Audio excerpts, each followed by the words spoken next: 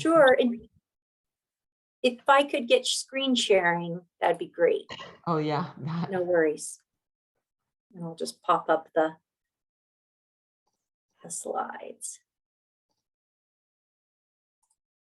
Oh. All right, that should work. Okay. Well, happy Friday, everybody. Pretty darn cool. Happy spring.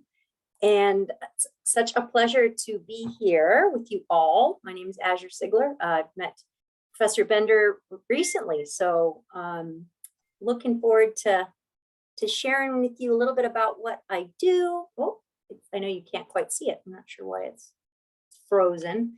But I'm new to this business. I'm new to kelp farming. Something that it's been on my mind for a while. And I'm just really, I don't know, it's been a wild ride. So let's get to it. Let's see here. Let's try that one more time. There we go. Okay. All these stuff. Okay, everybody see that all right? Yes. Cool. And it seems to be taking it's taking forever to give you the bigger version. But my company is Rhody Wild Sea Gardens, and I am a Rhode Islander, not for in the real true sense of Rhode Islanders. I've been here for many generations, but I've been here for pretty much most of my adult life. And a little bit about who I am. My company was founded in 2020. My first crop is this year, so really new. I've been working in coastal and ocean policy and science since 1999. I was a commercial fisherman in Australia, in Cape Cod, in Dutch Harbor, Alaska. So I kind of started out in the fishing world in terms of my work and career, and then transitioned into aquaculture on the policy side of things. I work full-time at URI as a researcher as well. And I'm a mom of two great kids who I unabashedly employ into burning line for me and doing other great farm tasks, especially the older one, the 12-year-old. And I just love William Blake. I'm just trying to sort of summarize my ethos. I think that I love trying new things. I love kind of giving it my all, and hopefully making some positive impact in the process. My farm is a small farm, 1.6 acres. It is right off of Portsmouth, Rhode Island, in Narragansett Bay in the East Passage. I am subleasing from an existing oyster farmer, current oyster farmer in the Bay. I grow just sugar kelp, so I'm not dabbling in any of the other shellfish. Don't really plan to do that. I'm a member of our Sugar Kelp Cooperative, which is a really great group of about 5 farmers based in Rhode Island, Connecticut, and one in Massachusetts. And so we're sort of based on we operate under the philosophy of a rising tide floats all boats, in that we can kind of pool our resources and ideas and help advance the Southern New England kelp industry, which is very much nascent, very different from Maine in many ways. And we have a lot of different challenges. So if we work together, we can get somewhere quicker. I really became a kelp farmer because I recognized late in life the power of entrepreneurism. I think there's a real amazing potential to start a business and sort of own that business and direct it in ways that really are meaningful to yourself. So, and as a woman-owned business, there's such great energy in this space, especially. And I think we're in a really awesome phase of human existence, in that we have such great resources and, social media, and we have a lot of ways to really get a good message out there. I also see it as a future for my kids. I hope my family continues to maintain a kelp farm into the future, long after I'm gone. And in terms of kelp as an industry, many of you guys have been learning this. There's just such immense and unrealized potential. There's a lot of directions you could go in terms of markets and benefits for the environment. And I think that we are also at a place where we need real world sort of blended solutions to things like climate change and blue-green economy. And I think kelp is one cog in the wheel. It's not the end-all be-all. It can't fix everything, but it can really be a powerful force if we do it right. And as I scratch at the door of 50 years old, I wanted to really go become a student once again, and not in the traditional sense, but my education, I think really the best parts of my education really came from working on the water. So I wanted to become a student of the sea once again, and also really renew that connection with nature, with the ocean particularly, and that I could hopefully build something that would help others or become a part of a bigger picture. The plan for me is to short term to not kill my crop, manage to keep 3/4 of it alive, and harvest in April, so in another few weeks. Long term, I do want to expand into my own lease. Again, I'm just subleasing and to a space that will volume I can produce by 2025. I want to sell to more individual customers. I'm playing with that this year. I have a pre-order spring baby kelp orders that I took in February. So I have certain customers I'll deliver to their door the week of April 4th. So that's kind of cool. I'd like to do more of that. I really, one of the big reasons I set out to have a farm is to establish a presence in some of the ecosystem service marketplaces that are out there. There's a lot of programs and platforms, obviously carbon offset, that kind of stuff, but it's really available to land-based farmers. And there's a lot of really great work and efforts and into making that available for sea-based farmers as well. And I hope to get not just my farm, but allow a pathway for other sea farmers to enter that space and receive some compensation for the good we're doing. And not just carbon, but capture, but also many of the other ecosystem services. And also my plan is to continue to conduct research. I'm working with 3 different institutions, collecting all sorts of things from pH and dissolved oxygen to temperature to carbon uptake on my farm. And I hope to do that more and make that data open source to other farmers whom it might benefit. And then I thought I'd share with you a very grainy, raw, down-home video tour, since you can't be out on the farm with me, of what it looks like on my tiny little farm, kind of a day-to-day. So bear with me for 5 minutes. I hope you guys like it.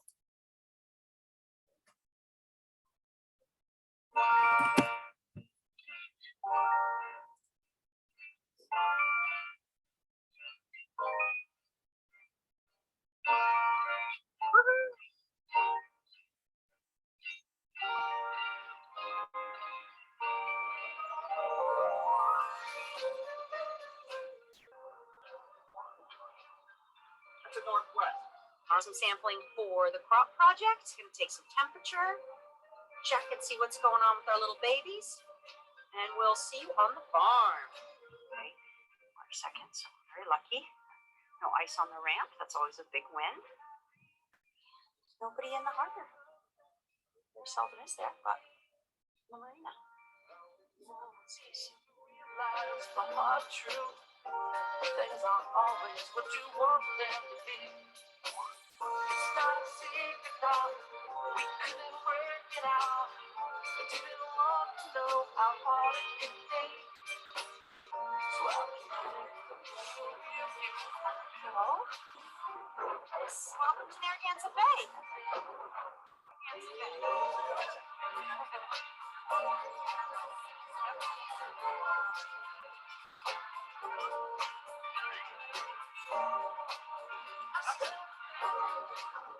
Got a bit of wind today. Whitecap started out. It's not ideal. Got some waves going, but cool line and some big up on that. I would walk up to the bow and get a close up, but we're gonna go through. Yeah, that's not good. You say it's probably about what, 6 inches long?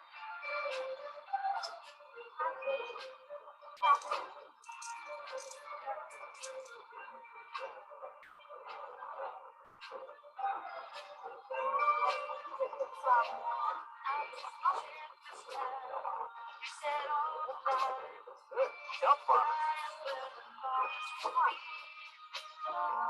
Maybe I'll become the person you wished I was before you ever met me.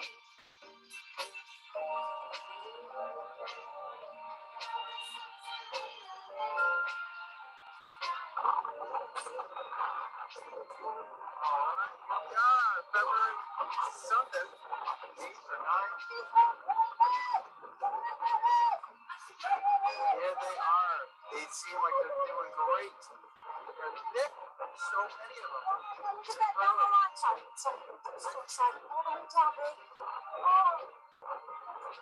Today, the Southwest, 20 to 25.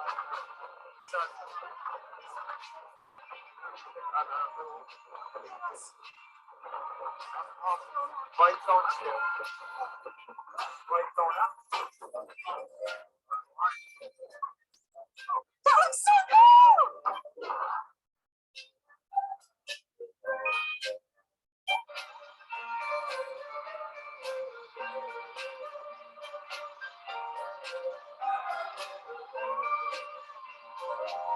I'll take a chance this time. You said all the lines. Fire where the longest will be. Maybe I'll become the person you wished I was before.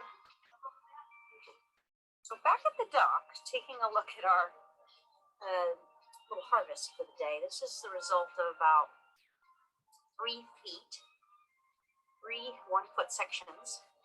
So 3 total feet of sample. It bunches up together. So it's nice to keep it a little sort of fluffy. It's a good note for when I do my orders. So not much. It's delicious, I have to say. It's sweet, but a very gentle saltiness. I think that we are hoping for more next time we come out, but it's beautiful right here. You see, it's very tender. Blades are absolutely gorgeous. Sunlight, it's just very delicate, so nutritious, and a happy snack. Before you ever met me.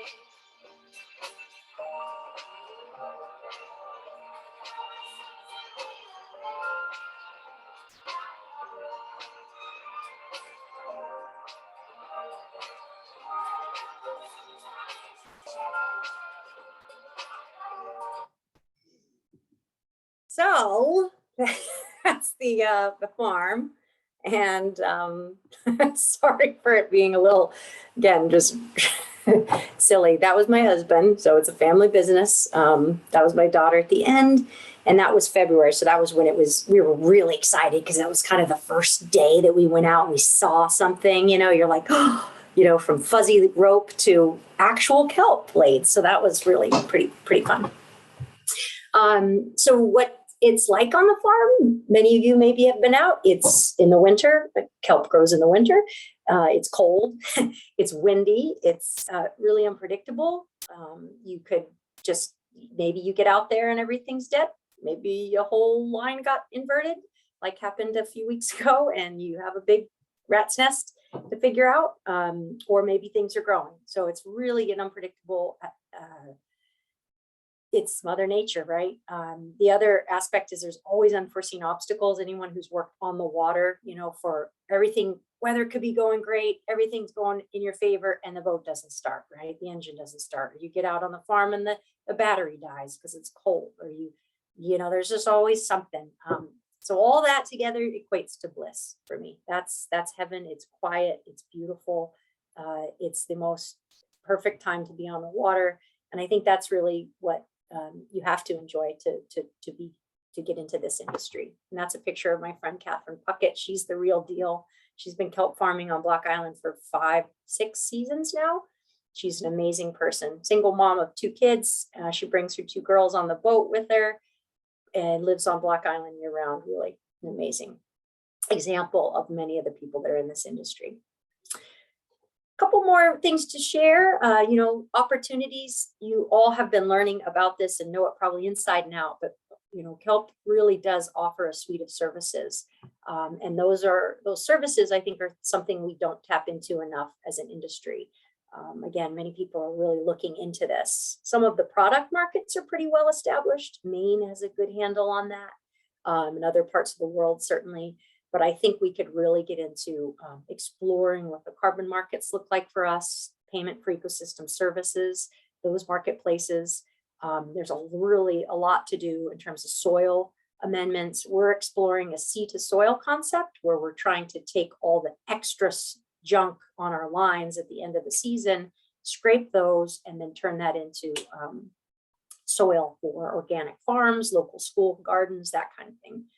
A lot of good science on algae, marine algae for animal feed.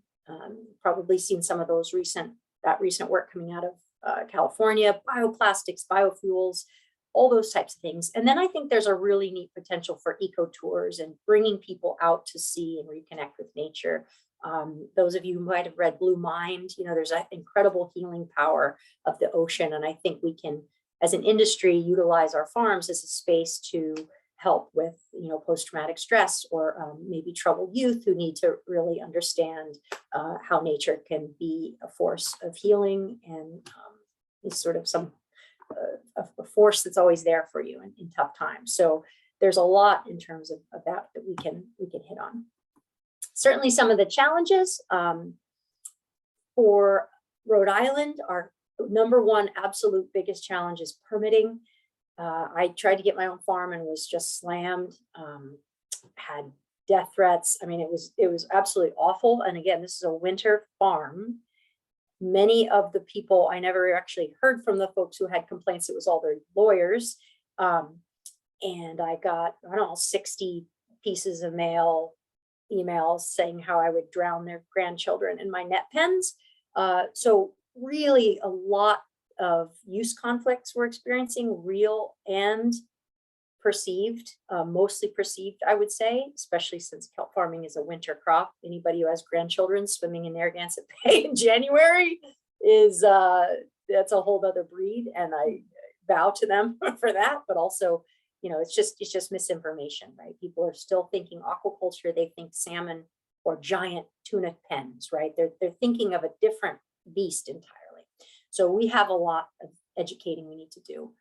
Certainly there's some challenges with markets. We need to establish some more markets and value-added products. I think one of our challenges is that short harvest season window for fresh. So how can we work on that? Processing space, those are things we could really use. And I think about this a lot. Kelp is sort of burning bright right now. But is that kind of burn bright, burn out fast, or whatever the Rolling Stone motto is? But I think that's something, there's a lot of interest in this. That's awesome. How do we leverage that and then sustain it? And then the future, according to Rhody Wild Seed Gardens, I think I would see really a lot more small to medium scale kelp farms in Rhode Island and Connecticut. I would see, ways to tackle year-round markets for this product. I would see us having a presence in these marketplaces I described. I would see our business models evolve to be really a more full circle, no waste model, where we're utilizing even the end pieces that we don't sell for food, for soil amendments. I would certainly see my family being in this business, and other friends and colleagues who want to get into it. And I would see a lot more community events, community harvest days. Would love to have beach foraging, bonfires near the farm where folks could kind of kayak out and pick, hand harvest a handful and have a clam bake or something. Things like that can connect us with the sea in all seasons, right? It's not just beach weather, but you can connect with the ocean. There's a potency to being out there in all the seasons, the winter, the spring. There's so much beauty. With that, I will just thank you and certainly take questions. Would love to have you connect with us at Rhody Kelp on Instagram. We also would encourage you to check out the New England Kelp Harvest 2022 events and dinners. We're doing a big, a series of farm tastings at local restaurants, and a lot of really, really cool things coming up. Thanks, Yeah, guys. Azure, I wanted you to actually talk a little bit more about the kelp harvest, because I know there's a local restaurant in Boston who's participating, and I don't know how many more, but just to let folks know what's going on so we can support the places that are participating if you guys are near them. Oh yeah, definitely. So this is our Sugar Kelp Cooperative, and I'll put in the link to the programming in the chat. It's just a really great third season, I think they've been doing this. And it's a series of, there's a 4-course dinner, kelp-inspired dinner in Mystic at the Oyster Club. We're doing a bunch of webinars. We're doing farm tours for folks who end up sort of sponsoring. There's just a lot of really, really cool things. And you can just go online and look under the programming and see if there's anything that suits your fancy. I don't know if the Boston-based, Jennifer, I don't know who that is, but It's Branch Line. Okay, thank you. Yeah, I'm happy to take questions. I'm trying to think of the next event. I'll dig that up. I'm waiting for questions too. So does anyone have questions? I know my friend Carla must. So, yeah, well, I have a question. Do you need any help in harvesting next month? I don't. I know everybody wants to get out there. I don't actually need help, but thank you for the offer, only because I'm trying to streamline it. It's going to be my first harvest, and I'm employing my good friend Jody King, who's a commercial quahogger. So I'm trying to kind of get some of the fishermen in our bay to get interested in aquaculture, which is the model that Maine does, right? For lobstermen, I don't know if we'll ever be quite parallel to that model, but I think it's just they have the infrastructure, they got the boats, they work in the bay, they know the water. They're often fishing a little less in the winter anyway, so this might be a really neat way to get the farmers. So thank you for the offer. I think we're all set. I'll take tons of pictures and video and post them and share. Great. I know Dre had some question. I do, Sure. and a big hello, because it's been ages. I know, we know each other from our Woods Hole days when we were young and foolish. Now we're young and wise. Yeah, right. Yeah, no, when I was like, oh my gosh, it's so cool that you're here and can answer these questions. And I'm so excited beyond like anything. But I have a question for you. So this permitting thing is like the most daunting thing in the entire world, especially in Mass. Are you like, I was just thinking about the fact that you have people working together in this cooperative, which is amazing. Are you guys planning to do any workshops or ways that you can bring other like oyster shell fishermen that are willing to say, do what they did for you, which is lease sites together, to bring people together to say, look, I'm willing, I'll help you, or this is a roadmap? Because that would be really helpful. Yeah, no, you're so right. We hadn't thought about that as a cooperative. That's a really good idea. I mean, I think there's the, as an independent business owner, right? You got to kind of look at, right, there's all this, we're a wonderful community, we're a wonderful ecosystem, but we're also independent businesses. Yeah. And, right. So there's this interesting mix, like people who are in the cooperative, we're sort of cooperative minded, right? We want to work together. We share some of our, but I think others in the industry, they have their business model that's theirs and they kind of keep it tight to them. And I respect that. But in terms of leases, man, there's several farmers in Rhode Island in particular, and I don't know if it's the case for Mass, because I know you guys have entirely different town-based permitting for aquaculture. We have state-based. There's a lot of current oyster growers who are permitted to grow kelp in Rhode Island who aren't growing it. And that's kind of where I thought, to partner. So there's a potential for someone who wants to grow kelp to partner with one of those existing leases. There's not a formal framework to do that. It's kind of an MOU based situation that you work with the state and between the growers, and it's not locked in. My fear, speaking as a business owner, is that this really nice gentleman is offering the space, but at any point he could say, the neighbors were complaining about your pink buoys. I don't want it to risk yeah, let's bag on this, and I would be completely screwed, right? Can you imagine? I would have to, it would Yeah. just be like, so that from a business perspective is really tricky. I guess that if we could develop a model where there's like a contract-based agreement, you know what I mean? That's never really happened before, but it could be the way we go. And it could solve a lot of conflicts with getting new leases. So I Yeah. love that idea. It's just a Well- matter of, everybody's kind of their own, especially like Oysterfront, they want to. And then again, I could then get in that contract with them and they just completely take over all that I've offered and innovated in the kelp front. Mhm. And then, you know what I mean? So which is not bad, but it's also like, well, wait a minute, then where does my business benefit? So I think there's a lot of feel good going on, but when it comes to down to the bottom line, I can't come out in the red every year. First year, yeah, I'll probably be in the red. Next year, I better not be in the red because that would be a pretty awful business model, right? So you need to be like, yeah, but I really we need to do something because it's awful. I mean, so my plan after harvest in April, I'm going to literally spend most of the summer applying for my own lease. It probably won't get permitted for another year if I'm lucky. So that means I will have missed a whole growing season. So it'll be the following growing season. And that's if it's going well. Like it could be literally 2 years to get a 2-acre lease, which is the maximum we're allowed in the Upper Bay for an initial lease. Yeah, it's crazy. It's just insane. For a winter crop when nobody's out there, not in anybody's way, guarantee it. Not seeing one other boater versus a comp fisherman out there on my farm. So it's so frustrating, but what am I gonna do? And if there's, can I ask the second part of that question? If not, stop me, Jennifer. No, of course. Okay, so Sorry, I went on a rant. Sorry about that. no, the other part of that is it's the business model is one part, and there's a lot of other conversations on many kelp farms, which is where my head's at too, which is the education ecosystem tour kind of benefit. And is there any discussion, or is there that you know of, a nonprofit arm of the entrepreneurial business side working in partnership with kelp farms to sort of kickstart that and get the perceived conflict issues down to be more of the advocate side of kelp? Yeah, no, that's a great question. I mean, you've all probably heard of Green Wave. They've been Yeah. really great to work with. They've been really helpful, tons of resources and support and advice they've given all of us.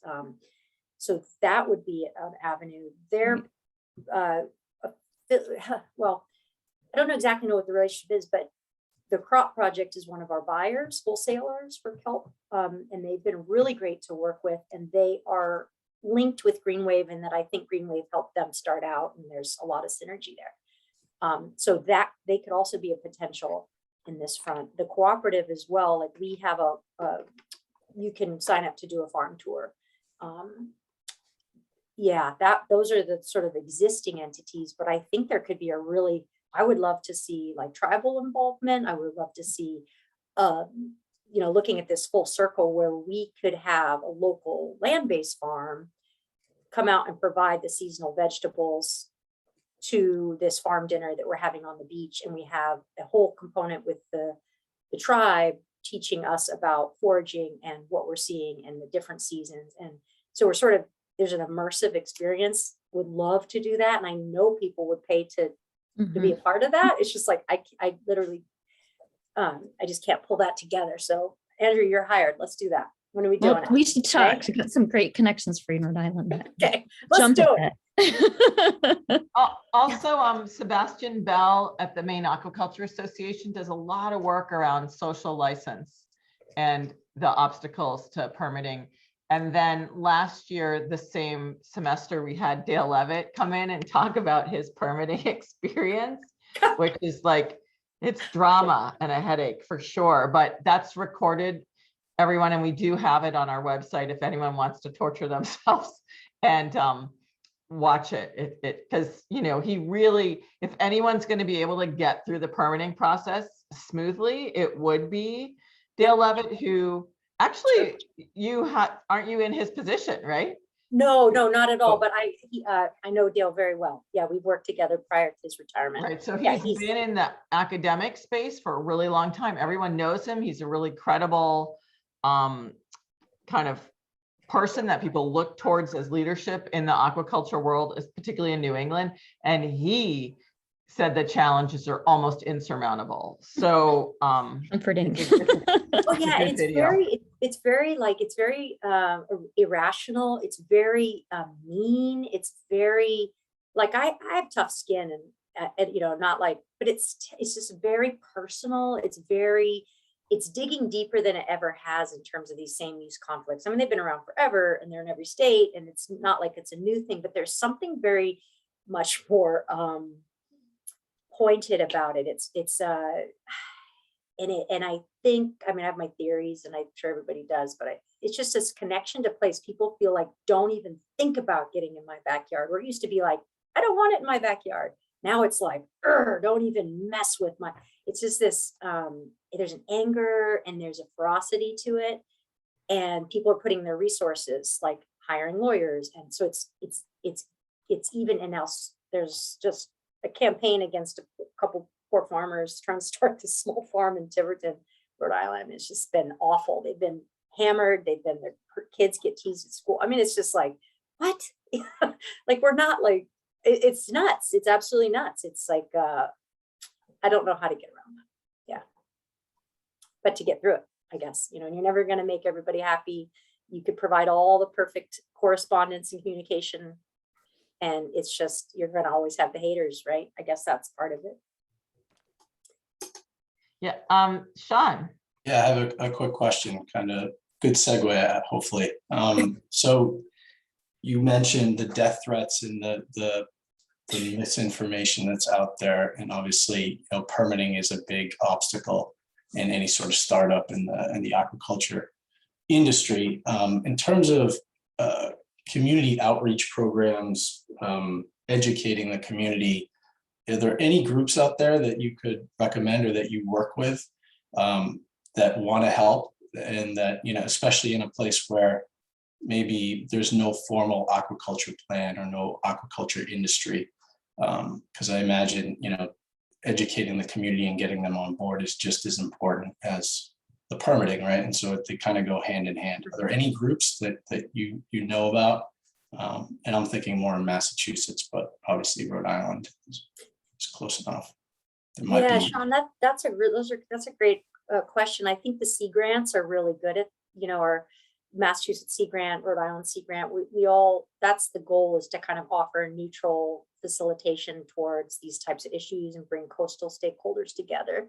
That's a great, our institutions are good. You know, URI has a lot of really amazing marine scientists doing work that kind of can bridge that gap, right? That people want to know what's going on with the water quality, and aquaculturists need to, you know, connect with the community. So there could be a place where science can sit in as that informer and bring everybody to the table. I think in terms of, you know, that's a really good point. I think you gotta, I guess inside my brain right now, I'm thinking of the spot where I want to expand, right? And I'm going to go to, there's a community, like a neighborhood association, basically in that area.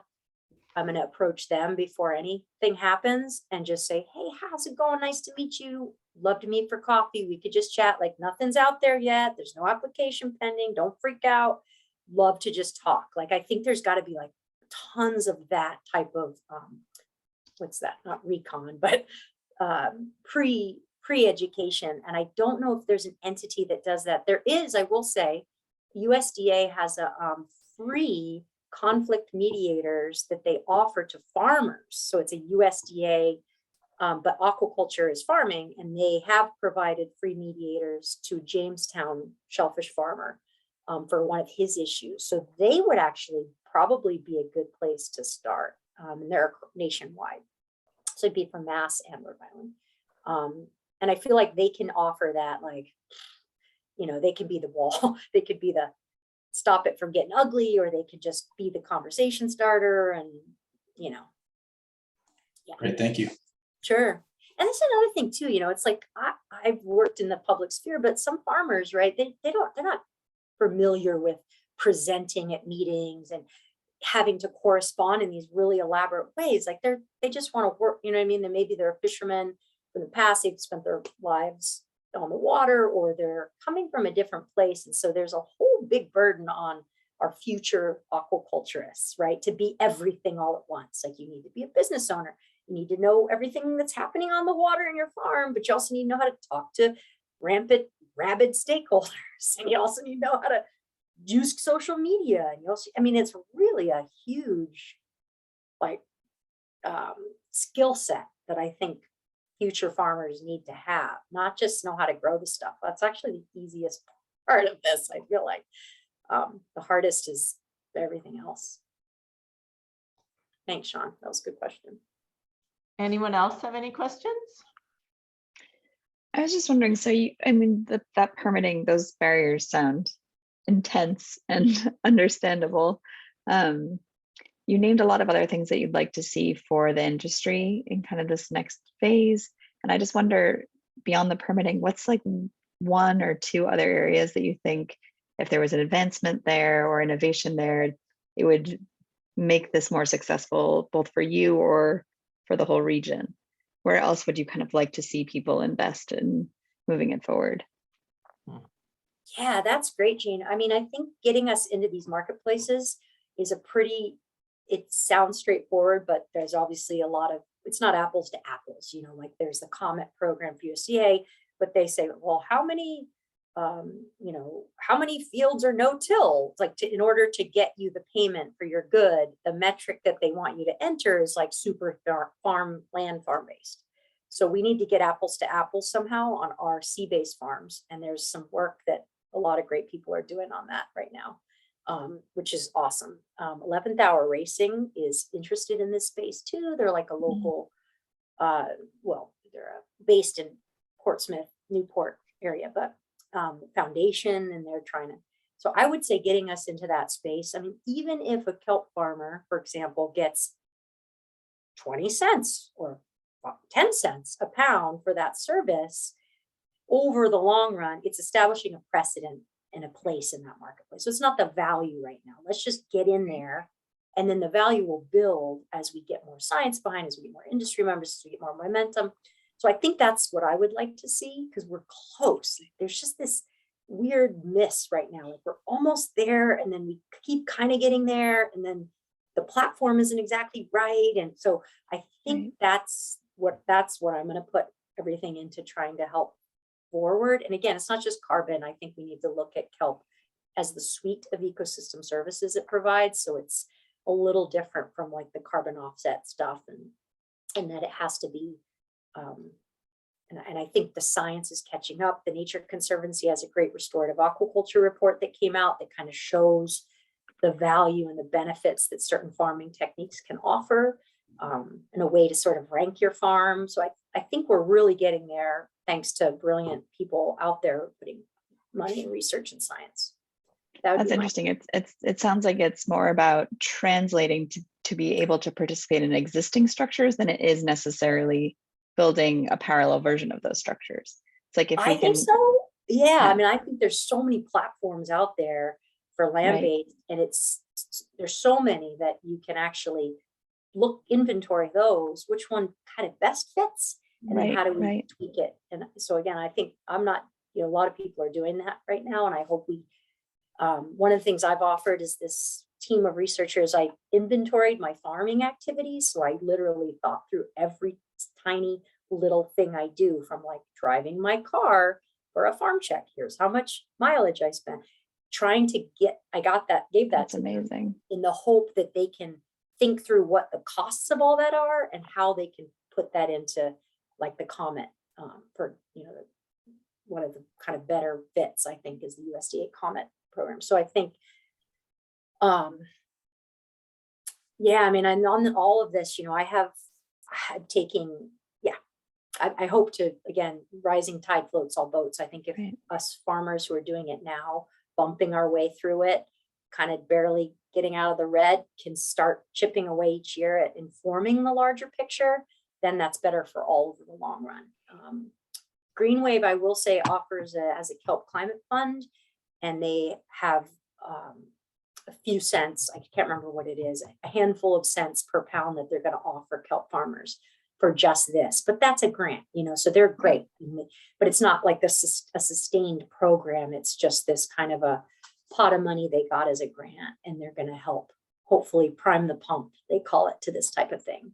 So all that stuff is helping. That's where amazing. Yeah, I mean, there's Oh, sorry. Yeah, no, sorry. I get all worked up on this one. I got That last point you made about the inventory is really interesting. I was talking to some farmers in Maine and some of the Sea Grant people, and one of the things they said specifically about kelp was because no one's doing that, no one's inventorying their hours. It's so hard to even know what success means and what is, productive, or certainly like has a financial benefit, because there's just so little known about even like what time is going into them. And so there's been a huge effort up there just to do exactly what you just described. Just try to count the hours that you're actually putting into this, so we can start to have some understanding of what it means for new people coming in, what it means for anyone who's out there already, what the prices are actually equating to in terms of working hours. It's so hard to be establishing so much of that kind of base understanding and knowledge at the same time. Yeah, no, you're so right. I can Great. put you guys in touch with Diego and the Yukon team that's doing that. Diego's in, I think, University of Arizona or something, but he's part of a team that's looking into this. So hopefully, yeah. Anyone else? Any more questions for Azure? I'll No? just quickly add a quick thing too is, again, this buzz that's happening is great, right? But I've taken a step back and tried to, I think it's good, and we're feeding the buzz, like touting the ecosystem benefits, touting the potential, and that's totally true. But I've taken like a step back in the last few weeks where I've sort of said, yeah, but there's a reality, and that's the dirty reality that we've talked about. Like, how can I provide those benefits if I can't get a freaking farm because I got people saying I'm going to kill their grandkids? It's like, that's craziness. And that's like the reality of it. So as a state, especially Rhode Island, we need to tackle that. Like, our state needs to step up and say, thank you, stakeholders, for your comments and concerns. That's unfounded, and we're not going to stop this farm from proceeding because of this misinformation. Like right now, the state's doing a good job at trying to listen to everybody, but at some point you got to, man up and say, like, that's bullshit, and we're going to let this farm go ahead because she's not really going to do any harm. Obviously, if there's real concerns, but so I think I need to infuse a little reality in my messaging going forward, that there is potential, but we really need to get over these obstacles of permitting to go forward. I mean, same for Massachusetts, Connecticut. I mean, it's no different. We all have our own little versions of that, but it's crazy stuff. On that note.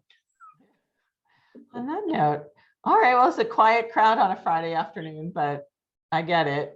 So Azure, I'm really grateful. Thank you so much for your time. Looking forward to the Kelp Fest locally, and looking forward. I put a bid in on the leftover seaweed for my garden.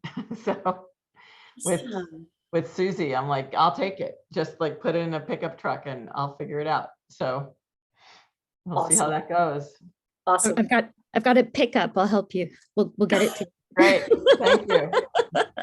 Well, it was a pleasure to meet you all. Thank you, Jennifer, for the invite. It was a pleasure to meet you and spend Friday afternoon with you guys. Thank you. And to everyone in the class, if you guys, I'm in office hours every Tuesday for a couple hours. If you want to come in and chat about your papers or your projects or your business plan, really is what I mean. By all means, I'm there. Or if you need to meet me at a different time, just ping me through email and I'll make myself available. Great. Well, have a great weekend. Bye. Good to see you. Bye-bye.